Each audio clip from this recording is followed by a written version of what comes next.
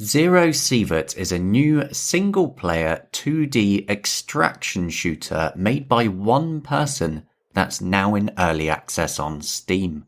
I'm a bit of a sucker for these types of games, and I've not really seen one actually done like this in a sort of Tarkov-style game with a blending of the Stalker series. For the Steam Deck, Valve have rated it as playable, with one of the main reasons being the controls, as it does not support gamepads. And so you either need to make a Steam input config yourself, or choose one from the community and edit it to your liking. I will say this as well, loading time when going into a map is a little bit on the longer side, but no doubt that will improve during early access. One bug I have encountered is that getting off the train when you're going in to do some looting can make you end up inside of something where you get stuck. You actually need the keyboard arrow keys and the control key set up in Steam Input to get yourself out of this. The developer said it's a low issue, it shouldn't happen often, but it's happened to me twice in a row. So it is early access with all the usual bugs that come with it. So far, I have found this game to be completely brutal, but thoroughly interesting and exciting at the same time. There's quite a lot to explore, and the different maps are procedurally generated, so it is different each time you go for a run. All I've been doing is pretty much dying over and over though, especially with the day and night cycle being especially brutal at the start, where you don't have much to get through it.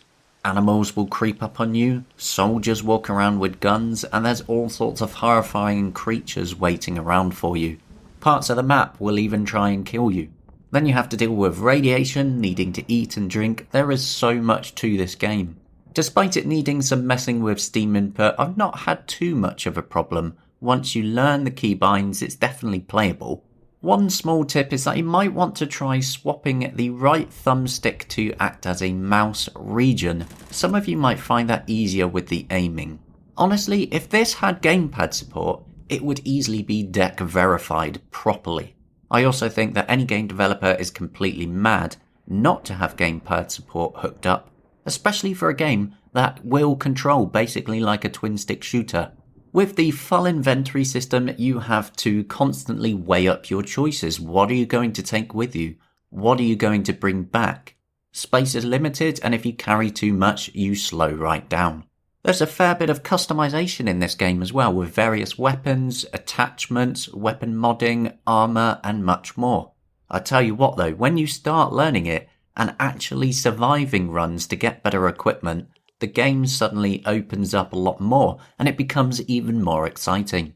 The joy I felt taking someone down, taking their weapons and then modding the parts from their weapons onto mine, it was so much fun. Another point I do really like about this is that even when you die, you don't lose everything. You seem to just get a plain reset back to camp. So while the combat can be brutal and the learning curve on it's quite brutal as well, at least the whole game won't reset you and make you lose the gear that you've worked hours to get. I am cautiously optimistic on this one. The gameplay and atmosphere on it is plain fantastic. But the controls really need a lot of work, especially for gamepad and Steam Deck players. If that's not an issue for you though, I'm sure you'll probably enjoy it. It is single player only as well. There is no plans for multiplayer in this one. As always, a link to the game will be in the description. Let me know what you think about this game in the comments.